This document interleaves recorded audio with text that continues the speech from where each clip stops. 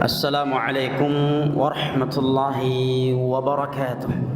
إن الحمد لله نحمده ونستعينه ونستغفره ونعوذ بالله من شرور أنفسنا ومن سيئات أعمالنا. من يهده الله فلا مضل له ومن يضلل فلا هادي له. وأشهد أن لا إله إلا الله وحده لا شريك له.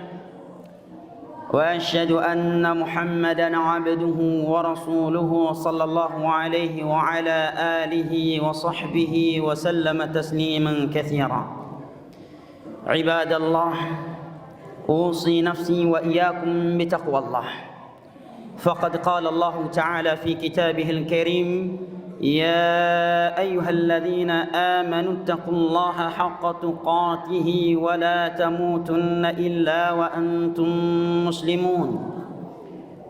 وقال جل جلاله: يا أيها الناس اتقوا ربكم الذي خلقكم من نفس واحدة وخلق منها زوجها وبث منهما رجالا كثيرا ونساء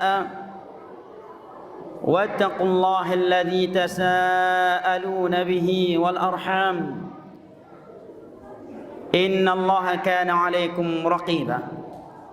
وقال جل وعز: يا أيها الذين آمنوا اتقوا الله وقولوا قولا سديدا يصلح لكم أعمالكم ويغفر لكم ذنوبكم ومن يطع الله ورسوله فقد فاز فوزا عظيما. أما بعد، فإن أصدق الحديث كلام الله، وخير الهدي هدي محمد صلى الله عليه وسلم، وشر الأمور محدثاتها، فإن كل محدثة بدعة وكل بدعة ضلالة وكل ضلالة في النار. أعاذني الله وإياكم من النار.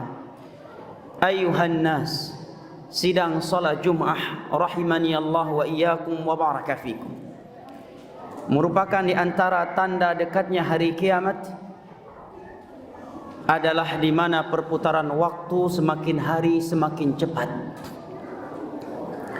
Di dalam sebuah hadis yang diriwayatkan oleh Imam Tirmidzi dari Abu Hurairah radhiyallahu anhu, Rasulullah sallallahu alaihi wasallam bersabda: "La taqumu as-sa'atu hatta yataqaraba az-zaman." Hari kiamat itu tidak akan terjadi sehingga perputaran masa, perputaran waktu semakin hari semakin cepat. Fatakunu sanatu kasyahr. Perputaran waktu satu tahun bagaikan satu bulan. Wa yakunu syahru kal usbu'. Perputaran waktu satu bulan bagaikan satu pekan. Wa yakunul usbu' kal yawm. Waktu satu pekan seperti satu hari. Wa yakunul yawm kas-sa'ah. Dan satu hari seperti satu jam, waktu yang pendek. Wa takunu as-sa'atu kahtiraqi sa'fah. Dan waktu satu jam, waktu yang pendek habisnya seperti pelepah kurma yang kering tatkala terbakar. Tak terasa sekarang kita sudah berada di penghujung bulan Rajab. Dan sesaat lagi kita akan membuka pintu gerbangnya bulan Ramadan. Seolah kita baru kemarin keluar dari bulan Ramadan. Tapi kini tanpa terasa kita sudah hampir membuka pintu gerbangnya kembali, yaitu bulan Sya'ban. Pertanyaannya, bekal apa yang telah kita persiapkan untuk menjamu dan menyambut tamu Allah yang mulia dan agung ini, bulan Ramadan? Kita melihat sebagian orang kalau ingin menyambut tamu-tamu besar, tamu-tamu hebat, maka mereka melakukan persiapan jauh hari sebelum kedatangan tamu tersebut. untuk memuliakan tamu-tamu mulia yang akan datang kepadanya. Kini tamu Allah yang mulia dan agung tersebut, yaitu bulan Ramadan, sudah berada di hadapan kita. Maka sekali lagi tanyakan kepada diri kita masing-masing, dengan apa kita akan menyambutnya, dan bekal apa yang telah kita persiapkan untuk bertemu dengan bulan yang mulia tersebut. Dan tentunya sebaik-baik bekal ada ketakwaan kepada Allah Jalla wa'ala. Allah Jalla wa'ala berfirman, wa tazawwadu fa inna khairaz zadi taqwa wattaquni ya ulil albab. Dan berbekallah kalian, wattaquni ya ulil albab, wa tazawwadu fa inna khairaz zadi taqwa. Dan berbekallah kalian dengan ketakwaan, karena sebaik-baik bekal adalah takwa. Dan bertakwalah kalian kepadaku, wahai ulul albab. Lantas apakah itu takwa, jamaah yang dimuliakan Allah, yang kita diperintahkan untuk berbekal dengannya, dan bahwa ia adalah sebaik-baik bekal? Seorang ulama tabi'in yang bernama Talqun bin Habib, yang telah belajar langsung kepada para sahabat Nabi SAW, beliau mengatakan tentang takwa, an ta'mala bi ta'atillah ala nuri minallah tarju thawaballah, wa an tatruka ma'siyatallah ala nurin minallah takhafu iqaballah. Takwa itu adalah engkau melakukan ketaatan kepada Allah atas dasar ilmu, bukan ikut-ikutan. Bukan karena melihat mayoritas manusia melakukannya maka kita pun melakukannya, atau karena melihat nenek moyang kita mewariskannya kita pun menjalankannya. Tidak demikian. Takwa itu, kata beliau, an ta'mala bi ta'atillah ala nurin minallah tarju thawaballah. Takwa adalah engkau melakukan ketaatan kepada Allah atas dasar ilmu, karena engkau tahu ada dalilnya dari Al-Quran dan ada dalilnya dari hadis-hadis Nabi SAW yang sahih, sekalipun kita tidak menghafalnya. Tarju thawaballah, karena mengharapkan balasan dari Allah, bukan dari manusia. Wa an tatruka ma'siyatallah ala nuri minallah takhafu iqaballah. Dan engkau meninggalkan maksiat kepada Allah atas dasar ilmu, karena engkau tahu Allah dan Rasulnya mengharamkannya, karena Allah dan Rasulnya yang melarang kita darinya, bukan karena aturan setempat itu mengatakan tidak boleh maka kita pun menganggapnya tidak boleh. La, takhafu iqaballah. Dan engkau meninggalkannya karena takut akan azab Allah, bukan karena takut akan celaannya manusia. Itulah takwa yang Allah katakan, fa inna khairaz zadi taqwa. Sebaik-baik bekal yang harus kalian persiapkan adalah takwa kepada Allah. Dari pengertian dan definisi takwa di atas, maka kita mengetahui bahwa predikat takwa tidak akan pernah diraih oleh seseorang tanpa ilmu agama. Maka hendaknya kita berbekal dengan ilmu dan amalan saleh untuk menyambut bulan Ramadan. Bahkan kalau kita melihat kepada hadis-hadis Nabi SAW dan riwayat-riwayat ulama dahulu, maka mereka sudah mulai melakukan start beribadah kepada Allah dengan puasa, baca Al-Quran dan salat malam semenjak masuknya bulan Sya'ban, sebagai bentuk latihan untuk ibadah yang akan mereka lakukan di bulan Ramadan, sebagai persiapan untuk menyambut bulan Ramadan. Di dalam sebuah hadis yang diriwayatkan oleh Imam Abu Dawud dari sahabat Nabi yang mulia Usamah bin Zaid radhiyallahu anhu, suatu ketika beliau berkata kepada Rasulullah sallallahu alaihi wasallam, "Ya Rasulullah, lam araka tasumu syahran kama tasumu fi Sya'ban." Wahai Rasulullah, kenapa aku tidak pernah melihat engkau berpuasa sebanyak di bulan Sya'ban pada bulan-bulan yang lain? Ada apa dengan bulan Sya'ban? Kenapa engkau berpuasa begitu banyak di bulan Sya'ban.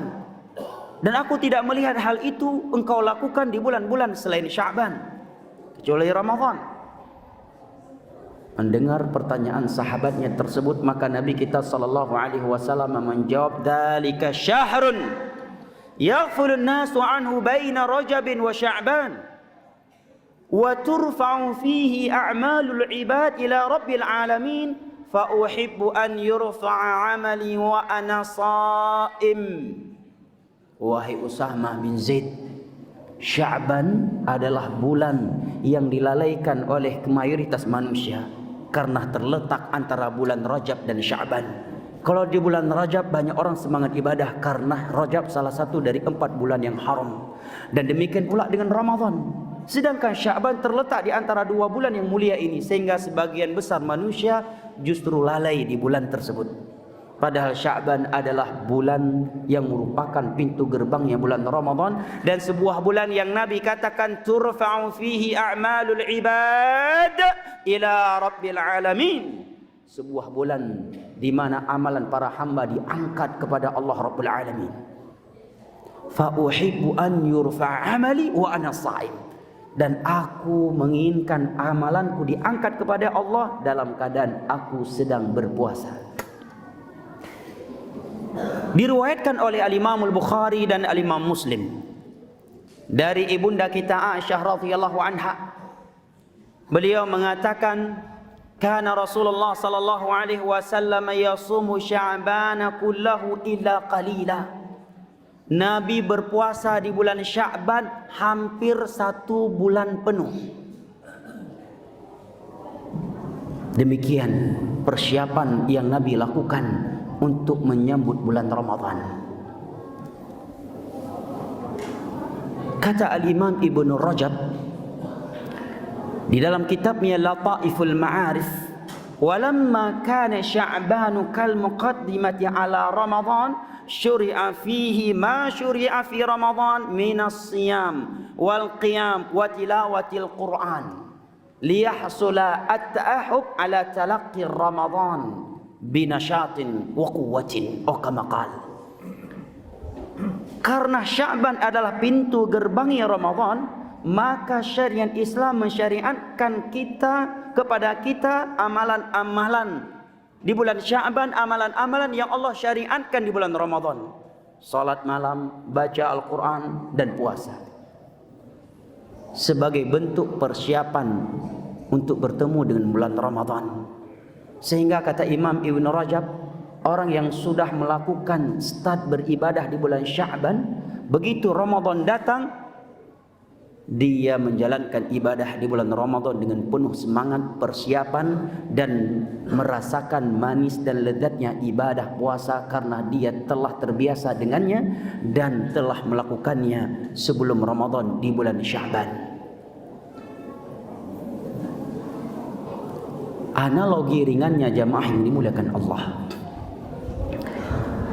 apabila ada olimpiade suatu pertandingan, apakah itu sepak bola ataukah yang lainnya, maka bayangkan apabila ada seorang pemain bola tidak melakukan latihan jauh hari sebelum hari H, sebelum hari finalnya. Begitu datang hari final, dia langsung masuk lapangan dan menendang bola. Kira-kira dia akan kuat atau akan ngos-ngosan? Tentunya dia akan ngos-ngosan, walaupun dia seorang pemain yang top skor, pemain yang hebat. Apabila dia tidak melakukan latihan yang sempurna dan maksimal jauh hari sebelum hari final, dia nggak akan mampu bermain di hari final.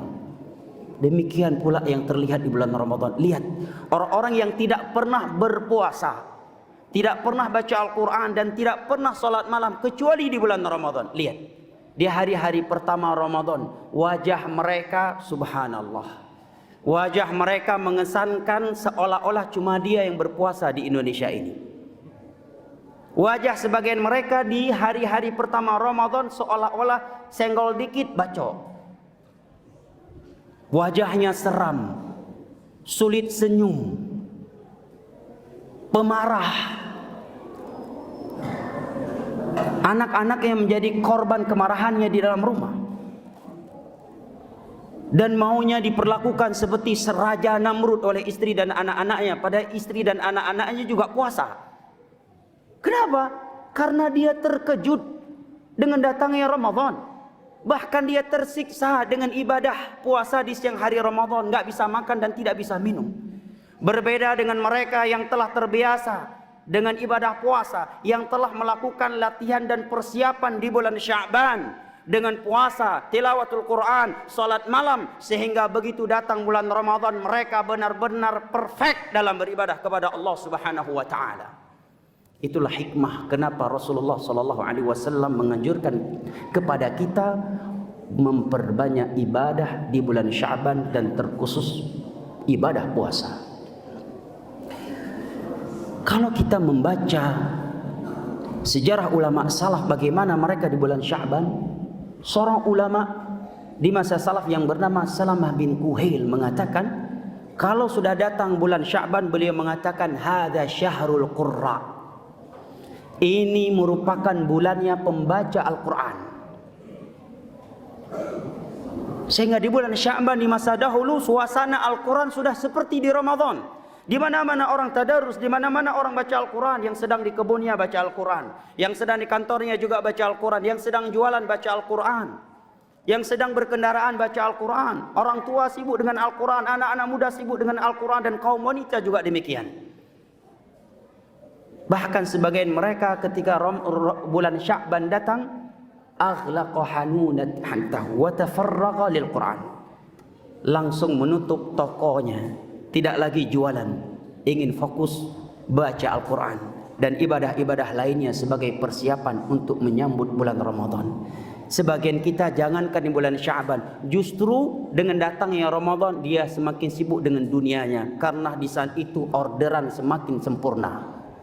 Lebih dari itu, di 10 terakhir Ramadan, bahkan di malam Lailatul Qadar, orang lain sedang irka'u wasjudu di dalam masjid, dia justru sedang di pasarnya di sepertiga akhir malam karena orderan yang begitu banyak. La haula wala quwwata illa billah.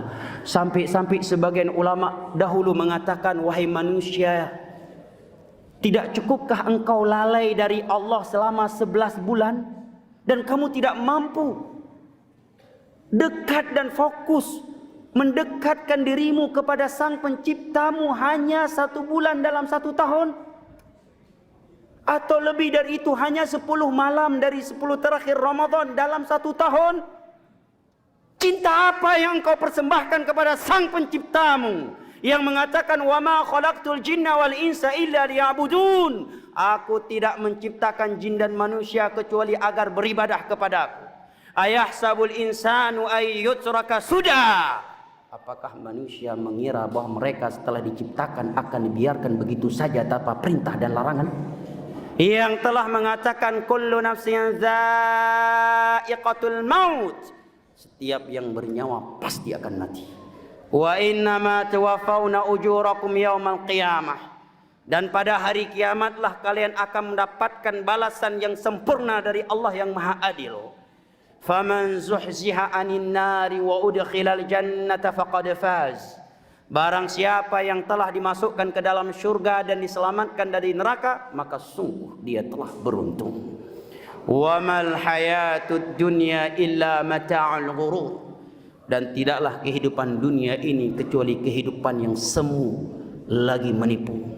Sebagian orang mati-matian mencari dunia, tiba-tiba dia mati, meninggal tanpa membawa dunia.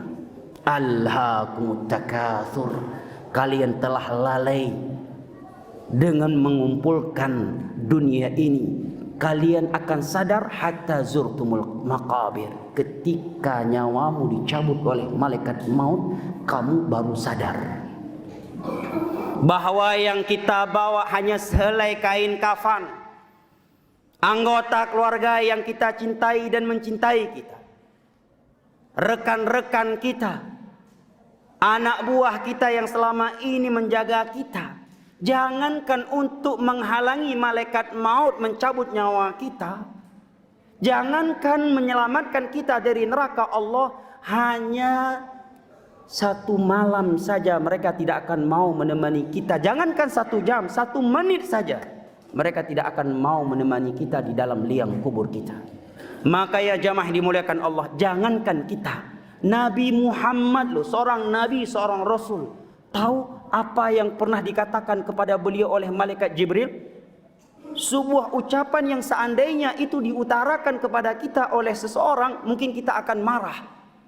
Mungkin kita akan memutuskan persahabatan kita dengannya. Apa kata Jibril alaihissalam kepada seorang nabi, seorang rasul yang akan membuka pintu syurga Allah? Jibril alaihissalam mengatakan, ya Muhammad, ish ma syi'ta fa innaka mayyit. Wahai Muhammad, hiduplah sesukamu karena kamu akan mati. Yang kedua, wa'mal ma syi'ta fa innaka majziyun bih. Berbuatlah semaumu di dunia ini karena kamu akan dibalas dengan itu. Mau mabuk silahkan, mau jadi kafir, muslim, mau menjadi penzina, bandar narkoba, membunuh orang, menipu, korupsi dan berbagai, silahkan. Fa innaka mayyit, karena kamu akan mati. Fa innaka majziyun bih, karena kamu akan dibalas dengan itu semuanya. Itu ucapan Jibril kepada siapa?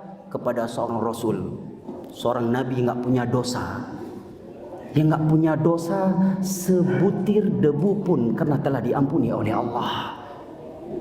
Ucapan Jibril tersebut diutarakan bukan kepada koruptor, bukan kepada bandar narkoba, bukan kepada mereka yang membunuh, suka membunuh, mencuri dan melakukan berbagai maksiat lainnya.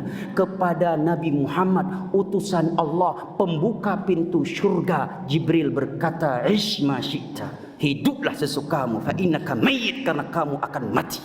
Wa'mal ma syi'ta fa innaka majziyun bih, dan berbuatlah sesukamu di dunia ini karena kamu akan dibalas dengan itu. Wahbib man syi'ta fa innaka mufariquh, dan cintailah siapa saja yang engkau sukai karena engkau pasti akan berpisah dari mereka. Wa'alam anna syarafal mu'min qiyamuhu bil lail wa izzuhu istighna'uhu 'anil nas, dan ketahuilah olehmu, kemuliaan seorang mukmin adalah tatkala dia menjaga salat malam, dan kehormatannya di sisi manusia tatkala dia bersikap mulia, tidak mengemis-ngemis kepada mereka untuk urusan pribadinya. Ibadallah, aqulu qauli hadza wa astaghfirullah wa atubu ilaih, fastaghfiruhu wa tubu ilaih, innahu huwa tawwabur rahim. Barakallahu li wa lakum fil Qur'anil azim, wa nafa'ani wa iyyakum bima fihi minal ayati wa dzikril hakim, innahu huwas samiul alim. الحمد لله الذي أرسل رسوله بالهدى ودين الحق ليظهره على الدين كله ولو كره الكافرون وأشهد أن لا إله إلا الله وحده لا شريك له إقرارا به وتوحيدا وأشهد أن محمدا عبده ورسوله صلى الله عليه وعلى آله وصحبه وسلم تسليما كثيرا أما بعد فيا عباد الله أوصي نفسي وإياكم بتقوى الله.